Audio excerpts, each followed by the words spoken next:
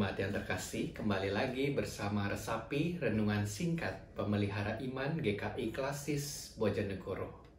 Firman Tuhan pada hari ini saya bacakan dari Injil Lukas pasal yang kedua ayat yang ke-7. Dan ia melahirkan seorang anak laki-laki, anaknya yang sulung, lalu dibungkusnya dengan lampin dan dibaringkannya dalam palungan, karena tidak ada tempat bagi mereka di rumah penginapan.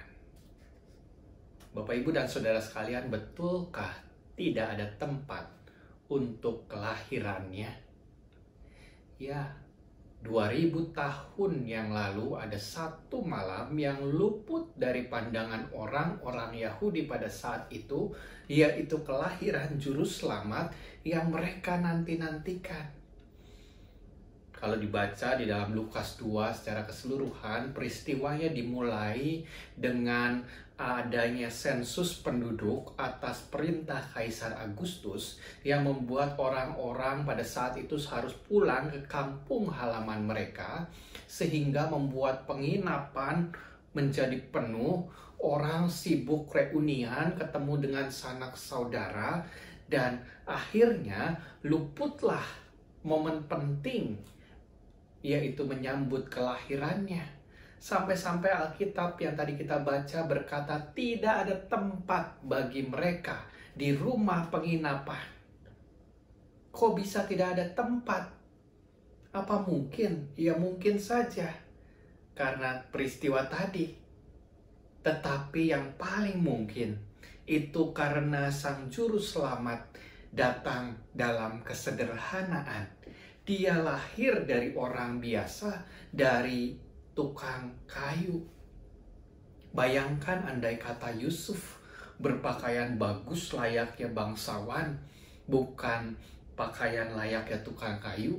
Andai saja Maria tidak naik keledai, tetapi naiknya Panther, Kijang, Jaguar.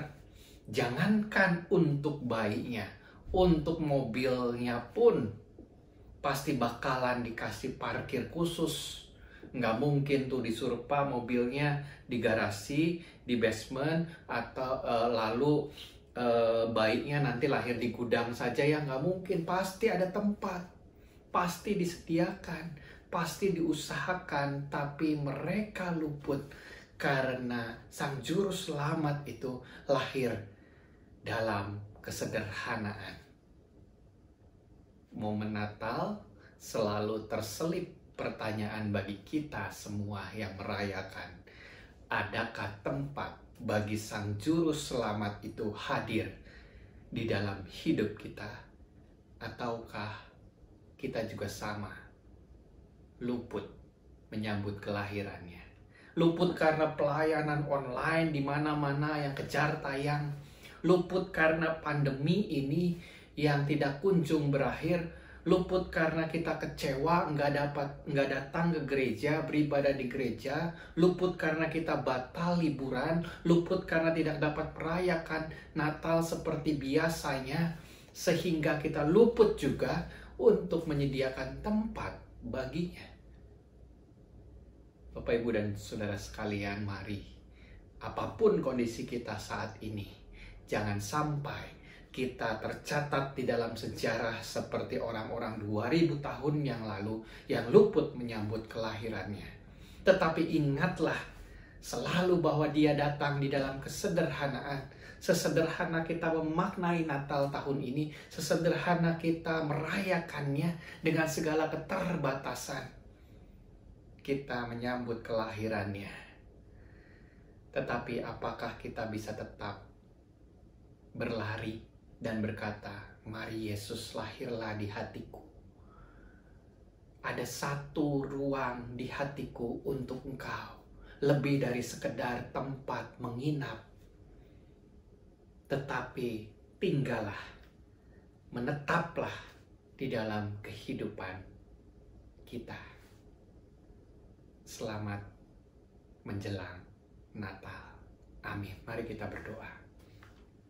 Bapa di surga, firman-Mu mengingatkan kami bahwa kiranya kami boleh menyediakan tempat